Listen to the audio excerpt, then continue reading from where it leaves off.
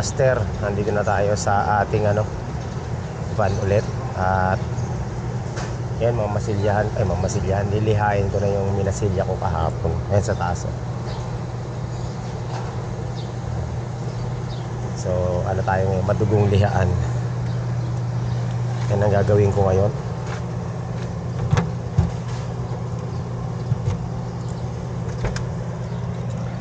Magliliha tayo. Umpisahan na natin.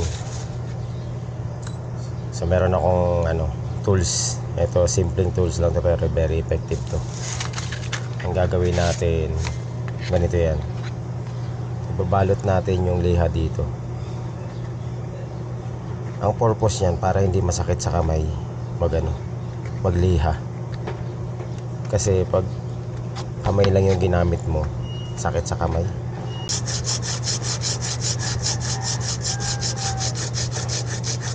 So ayan mga master, liniliha ko na. Dahan-dahan lang.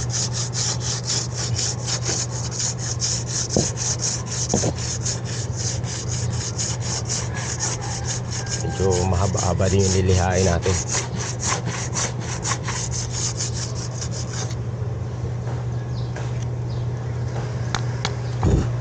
Ang purpose nito para pantay yung pagkakaliha natin. So ang gamit kong liha ngayon 100 kasi nga tinatanggal pa lang natin yung mga bako-bako. Pero aabot tayo sa sa lihang 1,000 or 2,000. Kahit 1,000 pwede na.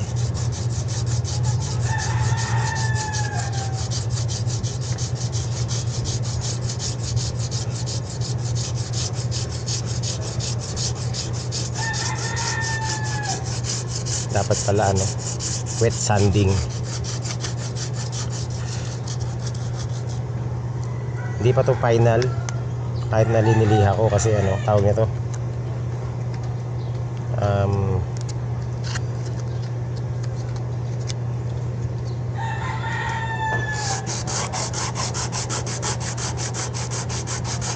may mga part pa na kailangan pasilyahan ulit after ng pagliliha. Kasi hindi magpapantay. Meron talagang hindi pantay. Wala talagang perfectong masilya. So after ng liha natin na to, finishing touch ng liha ay ng masilya, tapos is-isan ulit.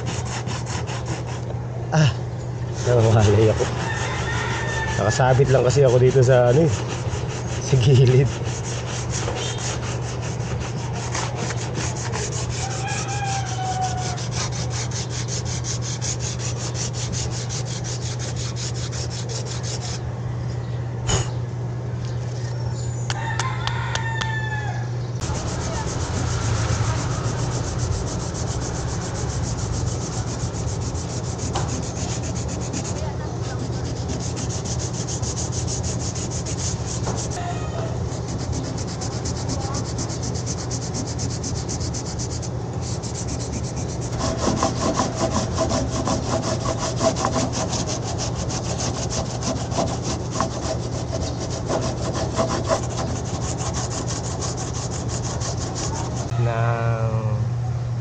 Okay naman, nalihan na natin, pero meron pa tayong mga babaguhin dito, no?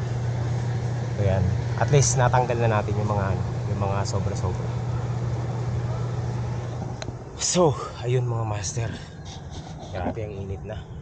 Ang init dito sa workplace ko. Uuwi muna ako kasi kukuha ko ng upuan para tungtungan pala, para makapagliha ako ng maayos. Kasi ang hirap pag nakatingkayad ka. Hindi naman ako matangkad. At least kahit pa paano meron ng resulta, no? Meron na improvements.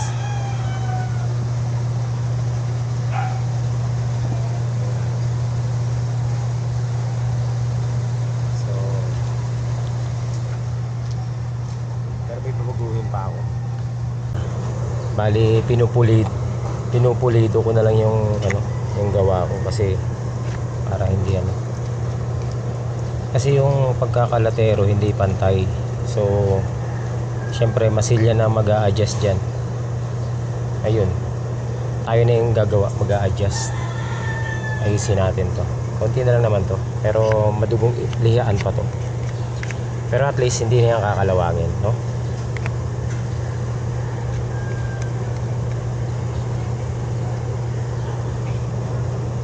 Kumuha na ako ng tungtungan sa bahay kasi ang hirap eh. Hindi natin magagawa na maayos kapag ano, hindi natin nakikita.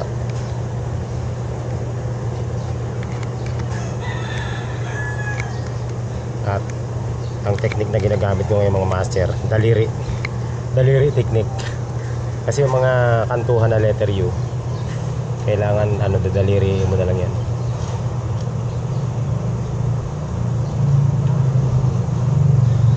Kasi hindi na kaya ng paleta. Matagal ko nang ginagawa tong ganitong technique. Pag mga ano, kanto, corner, yan, hindi ko na ginagamitan ng paleta yan. Daliri na lang. Effective naman. Matagal ko nang ginagawa yan eh. Ayan, so konti na lang. Tapos patutuyuin natin, tapos lilihain natin. So habang pinapatuyo natin yan, gagawin naman tayo sa baba. Ha? Uulan na. Kailangan mahabol natin itong hulingan. Okay lang yan umulan basta nakadikit na. Mahirap yung magano kayo, magmamasilya kang basa. Konti na lang naman eh. Daliri.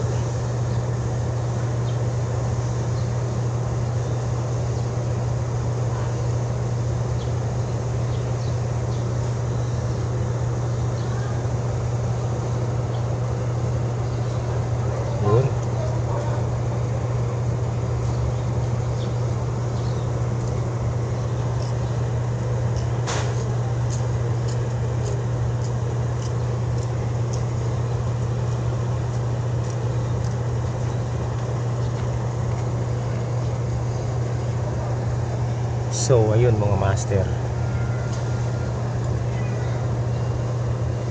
natin, nadaliri na natin. Mas maganda ngayon yung trabaho ko kumpara kahapon, kasi kahapon wala akong tungtungan eh. Doon pala sa dulo, konti pa, konti na lang.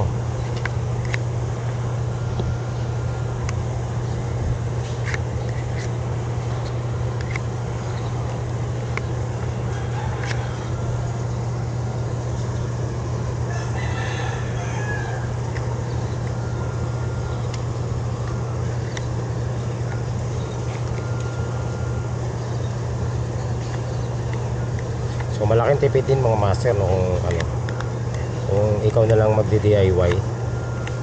Kasi papagawa mo pa, magastos ka pa eh. Kung ako nga lang may acetylene, ako na lang na gano'n ito eh, nagtawag ito, naglatero eh, kaso wala tayong acetylene eh. Kaya pinalatero natin,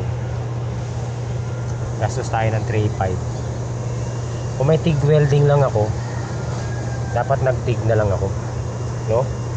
Mas maganda pa. Dapat talaga bumili na ako nun eh. Maganda kasi pag TIG welding yung gamit mo, kahit sa body repair ng sasakyan, maganda yung labas. Unlike kumpara sa sa tawag nito, sa latero, yung yung acetylene, kasi pag acetylene hindi pantay yung yung dikit. Pag TIG welding talaga, pag kinat mo yun ng square na ganun, kakat ka ng square, lalapat mo na ganun, maganda yung pagkakahinang, pulido.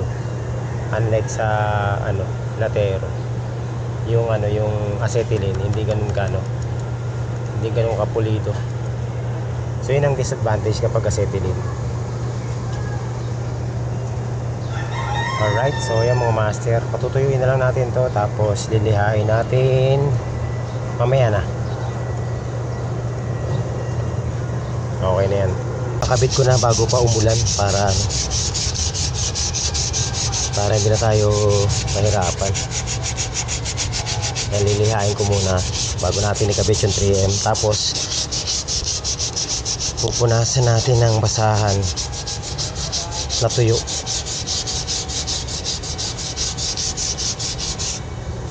Yan. So basahan, punas. Ayan, punasan natin ng basahan para malinis. And then ikakabit na natin dyan yung sidings. Ito.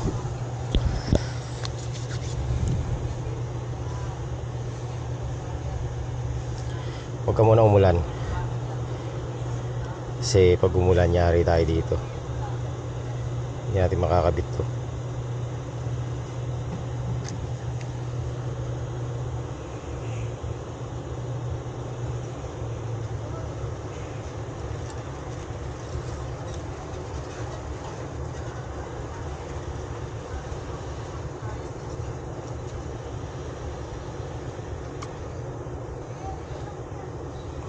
Kailangan kasi talaga sa mga ganito, sa mga pangkotse, mga pangasasakyan, yung pang automotive na 3M talaga.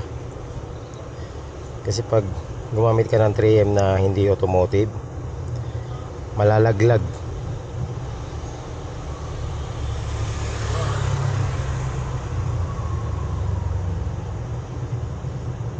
So ang gagawin natin, hindi muna natin yan buksan lahat para ma-align natin. Dito tayo mag-a-align niya sa dulo.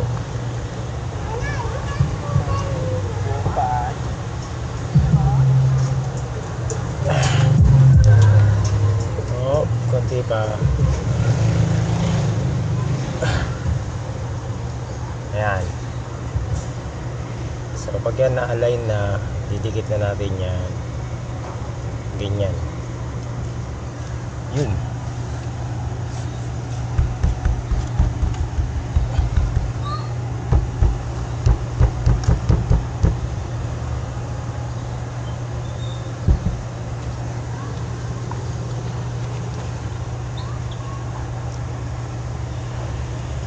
Kailangan align din dito sa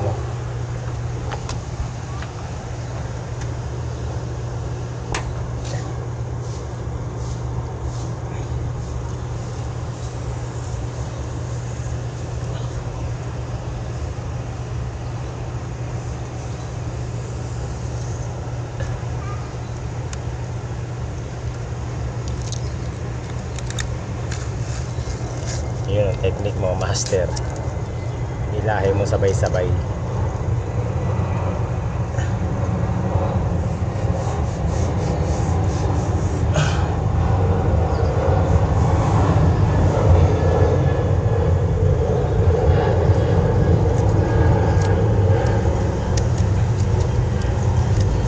Oh, meron pang isa. Hindi natin natanggal.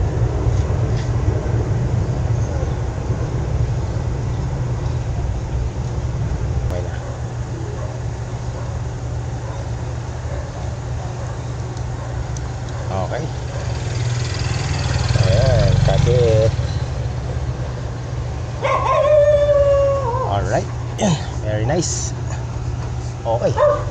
So buo na yung sidings.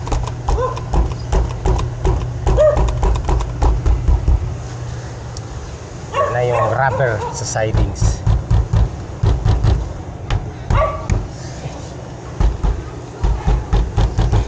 Protection din yan sa mga sagi-sagi. Ayan, ayos na. Pwede na nating pinturahan yan.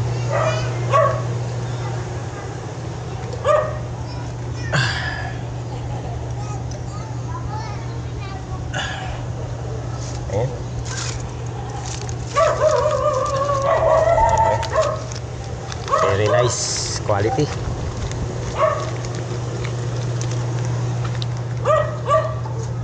Ayan. So, kompleto na mga master ang sidings natin.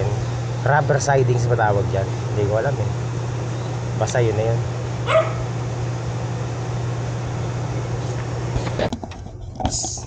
So ayan mga master, kuya-kuya-kuy muna ako dito sa loob ng van kasi inintay ko na lang matuyo yung yung masilya para magliha na tayo. tapusin ko na yung paglilihan nito para ano na, ipa-primer ko na lang. Tapos pagkatapos natin mag-primer, ano na tayo, tawag nito, pipintura na tayo, kulay pula. So yun, para all goods na mga master. So dito tayo mga master sa ating, nako, kailangan pala i-testing ko to mga master. Hindi ko na check kung may blow by to o wala. Dito natin malalaman yan eh. Sa langis kinakabahan ako ah.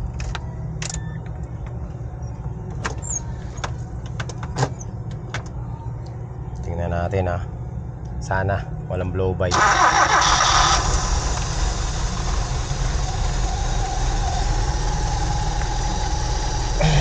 Nakakaalaman to eh kapag binuksan natin to dito eh.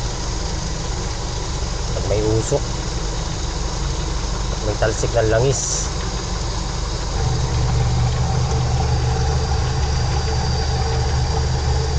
Ayun, wala.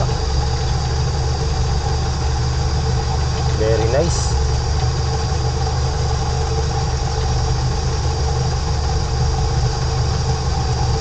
Pag umusok kasi yan, pag umusok yan mga master, ay walang talsik ng langis oh. So good pa talaga yung makina nito. Bago high tension wire, bago spark plug, bago mga cable. Ang hindi ko lang na-check nito yung timing chain. Pero so far goods naman. Wala naman usok. Okay, good.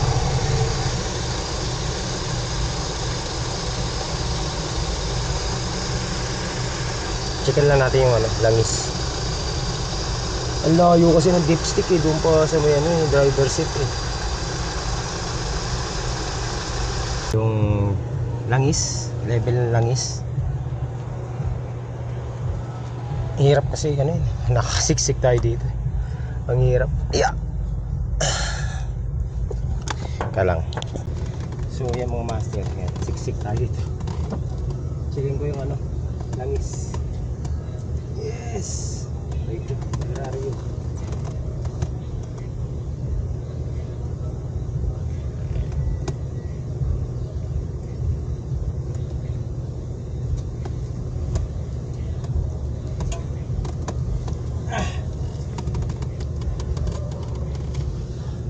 So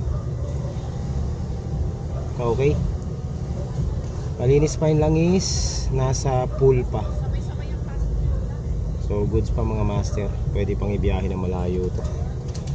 Pwede quality.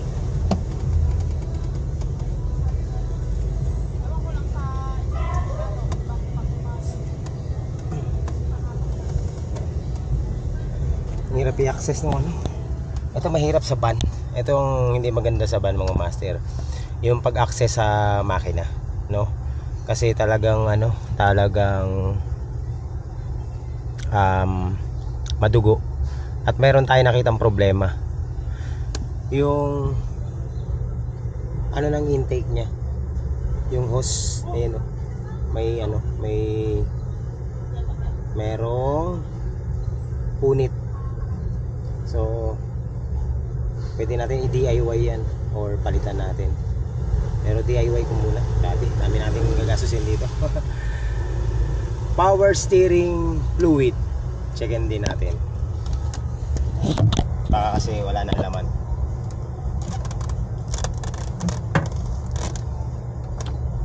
Ito yung power steering fluid mga master. Tingnan natin kung may laman. Hoy, meron.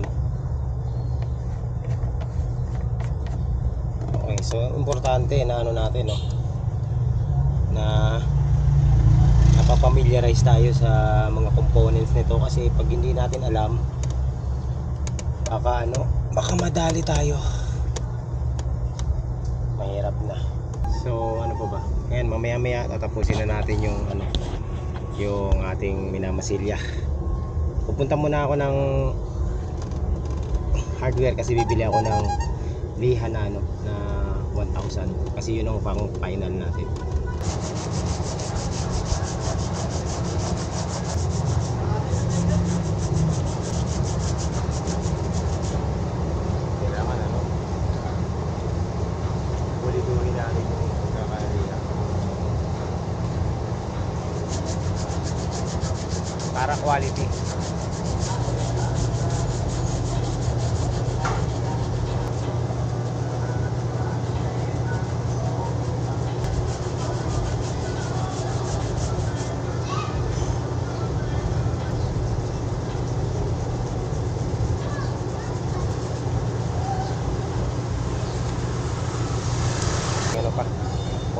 silya pa.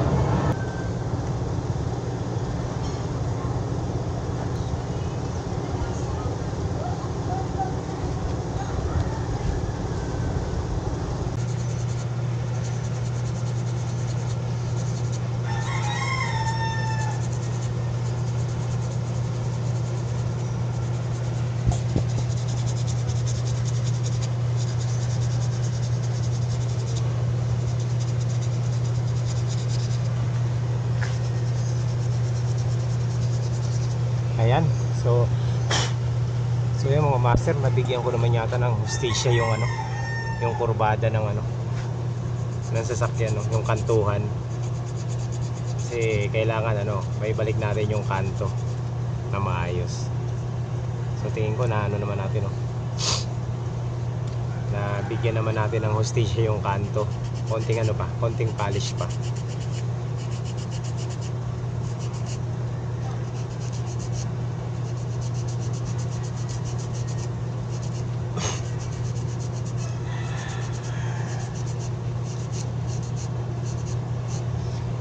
Yan, mukha namang okay na yung kantuhan. Pwede na yan. Ay, salamat. Konti na lang, ano, wet sanding na lang tayo. So, all goods na yan mga master. Master, okay na. Naayos na natin.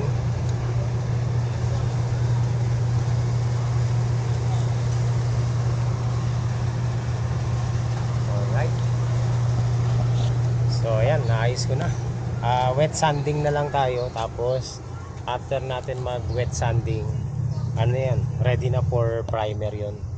And then pipinturahan na natin. So hindi natin magagawa ngayon yung pagpipintura kasi nga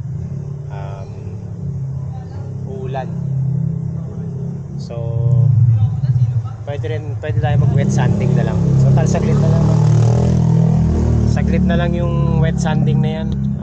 Hindi naman nauubos na ng mahabang oras yan. So ayan, tapos na yung ating project mga master. Next project naman natin dito is i-check natin yung timing, ano, timing belt kung okay pa, para ano, malaman natin, no. Mahirap na kasi kung ano, mamaya palitan na pala yung timing belt, delikado kapag bumiyahe ng malayo. So far naghahanap pa tayo ng mga ayusin dito sa loob, pero sa ngayon okay na to. Nakuha ko na yung ano, nagawa na natin yung goal natin na wag nang tumuloy yung kalawang. May bagyo kasi ngayon, kaya tinapos ko talaga to. Okay na, makinis na siya. Pwede na nga primeran, pero mas maganda kung ano, kung matatapos talaga natin. Bigyan naman siguro natin ng ano, ng hustisya yung ano. Pantay naman siguro, no? Mukha naman pantay. Pero pwede na yan. Ano lang mga master, newbie. Galawang Newbie DIY. So ayan lang mga master, muna yung vlog natin. Sa susunod na yung iba.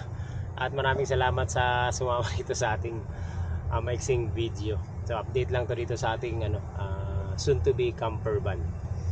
Kailangan na maayos natin lahat to kasi syempre kapag bumiyahe tayo malayo, delikado, baka itirik tayo. Pero tiwala naman ako sa makina kasi chinek ko naman na yung makina, okay naman na. Yung langis, okay pa yung langis. Pero pwede na rin tayo mag change oil. So yung change oil nito ako na yung gagawa. Inaantay ko na lang yung order ko na crocodile jack. Kasi wala tayong crocodile jack para masuot ko yung ilalim. No, yun na lang. So after natin yon, pwede na natin to i-try ibiyahe. No? Tingnan natin. Ay, yung ano pa pala, yung starter pa pala nito, yun ang problema mo. Hindi kasi minsan nagtutuloy minsan wala, minsan meron. So tingin ko yung carbon brush niya medyo pudpud na. At kailangan nang palitan yung carbon brush. Hula ko lang yun hula ko lang. Pero itatanong natin sa may alam, syempre, para sigurado. Alright, so yun lang mga master. Okay mga master, good morning. So ito, ilang araw na tayong nag-aayos ng van natin, no? So natapos ko na yung masilya dito sa taas. Okay na. At ang kailangan lang nito, primeran tapos pinturahan. So all goods na yung mga master, okay na ako dun. Ngayon naman, ang gagawin natin ngayon, continuation lang to ng video, preparation dito sa ating van. Checkin ko naman ngayon yung kanyang health ng battery niya kasi hindi ko alam kung ang problema nito is battery or yung starter. Kasi kung meron akong instance na kapag ini-start ko siya, nagki-click lang siya. So pag nagki-click siya, hindi siya tumutuloy, click lang ng click. So pag ganun kasi mga master, ayon sa aking research, syempre nagre-research tayo, di ba? Kasi sa sasakyan wala akong masyadong alam, hindi kagaya ng sa motor. Pag ganun pala, it's either kailangan natin checkin yung battery health ng sasakyan, baka kasi yung battery mahina na, or yung starter mismo, baka yung mga carbon brush niya hindi nagre-release. So yun ang titingnan natin ngayon. So hindi ko ma-access yung starter motor kasi nasa ilalim, wala pa tayong jack. Parating pa lang yung in-order ko na jack. So ngayon ang titingnan natin is yung battery. Huwag naman sana So ayan, medyo umuulan sa labas kasi mga master, bagyo ngayon, may bagyo. Wala naman tayong gagawin sa bahay. Nagbalak ako bumiyahe sa Lalamove kasi wala nga, maulan talaga. So yan, kaya na lang tayo, mag-check na lang tayo ng sasakyan. So kaya ipapop up ko yung itong upuan na inuupuan natin. Tapos checkin natin yung battery natin. Checkin muna natin yung battery kung ilang volts yung natitirang charge sa kanya. Ngayon ika-crank natin yan, no? Tingnan natin kung pag crank natin, kung bababa siya sa 10 volts, 10 volts, sabihin natin mga 9 volts or mga 9.8, 9.5 volts ang pagbaba niya habang kinakrank natin yung engine. Ibig sabihin nun, palitan na talaga yung battery natin. So kailangan magre-range lang siya ng mga, pag crank natin mga 10.8, 10.5, no? So yun, tingnan natin yung battery health ng sasakyan. So kung battery man yung kanyang issue, dahil nagki-click lang siya, kailangan natin palitan yung battery. Medyo magastos mga master kasi medyo mahal yung battery. So meron akong dala ritong multi-tester, digital, pan-check ng matagal ko na tong gamit mga master. Binili ko talaga to kasi pang troubleshoot sa motor natin. So hindi ko alam na magagamit pala natin to dito sa sasakyan. Okay, so buksan na natin ito. Umuulan yun, babasa ako. Pero okay lang yan. May sombrero pala ako dito. Iwas pa sa pagkapalo. Kasang ulan mga master. Okay, pop up natin. Ay, nakalak. Babasa ako, lamig. Yan.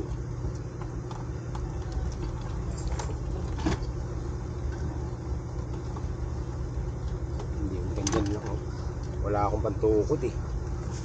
Yari tayo dito. So tutukod ko, ulo ko na lang. Siyempre positive, negative, checkin natin yung voltahe ng ano natin. So baliktad, positive, negative. 10.55,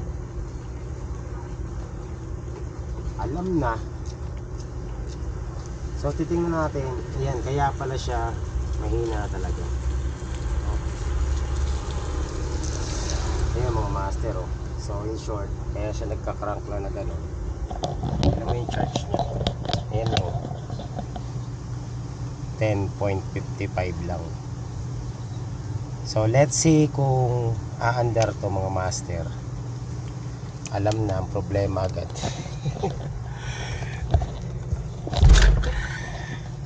Yun lang. Ayan.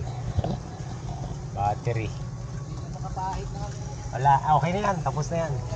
Oo. Ayun na, nakita ko na agad ang problema mga master. 10.55. Ngayon, pag crank natin yan, tingnan natin kung aandar. Yeah. Palitan na yung battery nito. Magkano kaya battery? Yan mga master. Tingnan natin.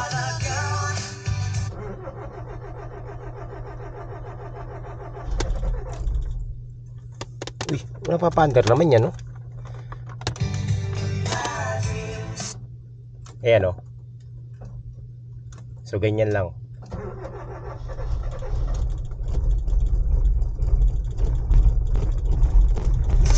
Chok. Uy.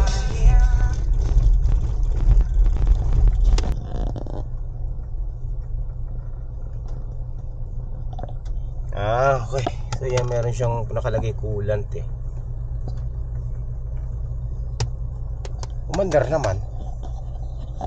So checkin ulit natin yung battery kung nag-charge, no? Para malaman natin kung yung alternator is gumagana. Kasi minsan kapag ano yan, kapag hindi gumagana yung alternator, pabala natin yung choke. Ayan. Umandar naman siya. 10.55 dapat yan, magre-range siya ng mga 12 eh. Diba? So checkin ulit natin, ha. So walang problema ang motor. Ang problema ng sasakyan nasa battery. Check ulit tayo.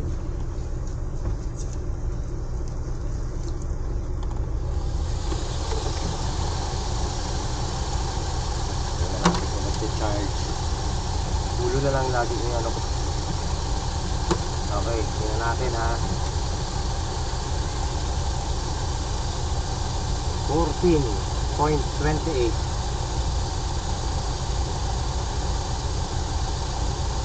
So ibig sabihin nag-charge ang alternator sa battery. Yung battery kailangan ng palitan. Hindi ko alam mga master kung magkano ang battery niyan.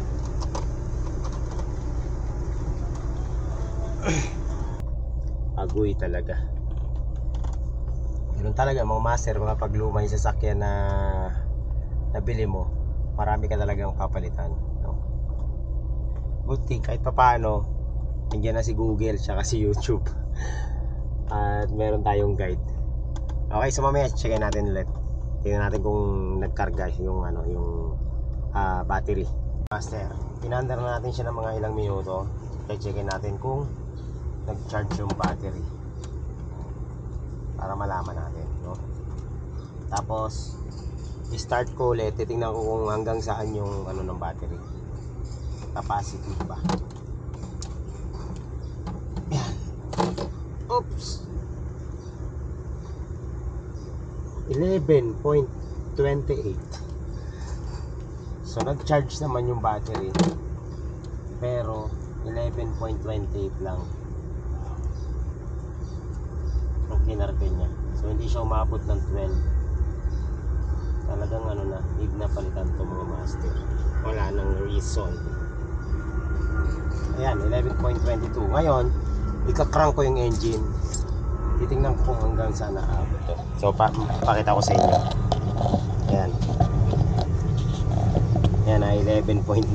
Pag trenan ko yan, kailangan hindi bumaba ng 9 yan or 10 para malaman natin kung talagang sobrang palitan na. Yan. Let's see.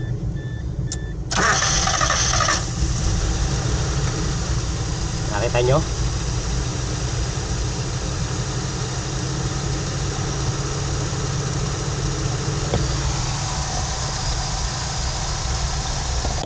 Bumaba mga master ng 9.9.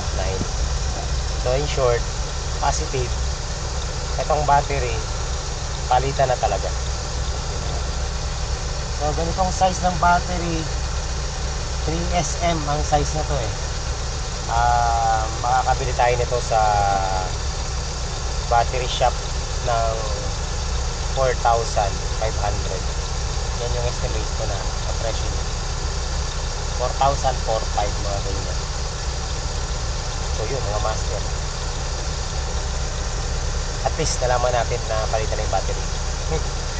So yan lang muna mga master. Sa walang tunog ng makina, tahimik na tahimik pa,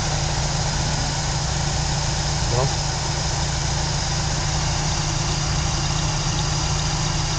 Panalo. Okay.